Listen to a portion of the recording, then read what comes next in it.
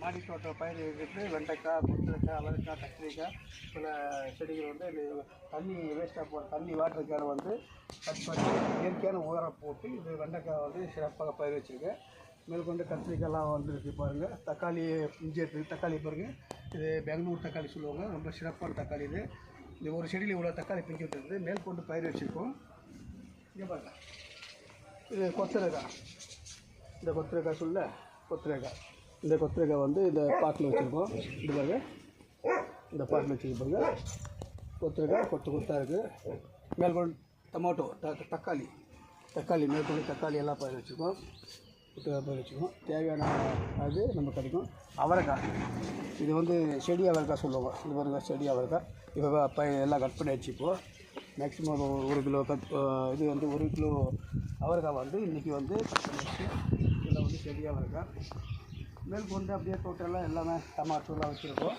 மேற்கொண்டு எல்லாம் சிறப்பாக முடியும். மழையில் ரொம்ப குஞ்சாகி மேற்கொண்டு நல்லா உற்பத்தி ஆகும் பயிர். இதுபோல் நீங்களும் எல்லாமே செய்யணும், சிறப்பாக செய்யணும் என்னோடய ஆசை. எல்லா தேவையான இயற்கையான கத்திரிக்காய், பாவக்காய், பாலக்கு, கோவக்காய் ப்ளஸ் வந்து பாவக்காய், காராமணி பயிர். இது வந்து பயிர் காராமணி பயிர். இப்போ பயிர் வச்சுருக்கோம். ஒரு 2 வீக்கில் இது வந்து வந்துடும். சாமி ஐயப்ப சாமி இது மாலை போடும்போது இதெல்லாம் தேவையான வந்து இயற்கையான காய்கறிகள் வந்து நமக்கு செயல்படும். சுரக்காய் வச்சுருக்கோம் பாத்திரங்களில் சுரக்காய். இது டீஷா. இந்த டீஷா இது பாருங்க, இது டீஷா என்னுடைய செல்லப்பிராணி. நல்லா வீட்டுக்குள்ளே செல்லப்பிராணி. அதுபோல் சுரக்காய் வச்சுருக்கோம். அப்படியே பாருங்கள், சுரக்காயெலாம் வச்சுருக்கோம். நாட்டு சுரக்காயெல்லாம் வந்துருக்கு. இன்னும் ஒரு 2 வீக்கிலலாம் சுரக்காய் வந்துடும். மேற்கொண்டு பாவக்காய், அப்படியே பாருங்கள் பாவக்காய்.